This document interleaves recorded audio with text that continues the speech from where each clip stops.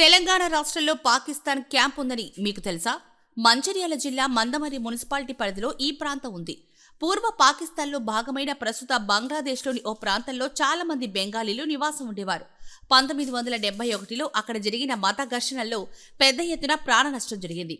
దీంతో అప్పటి భారత ప్రధాని ఇందిరాగాంధీ బెంగాలీ శరణార్థులకు దేశంలో నివాసంతో పాటు ఉపాధి లభించే ప్రాంతాలకు ఎంపిక చేశారు. నాటి ఆదిలాబాద్ జిల్లాలోని మందమర్రి, కాగజ్ నగర్, కౌటాల, సిర్పూర్ ప్రాంతాల్లో ఆశ్రయం కల్పించారు.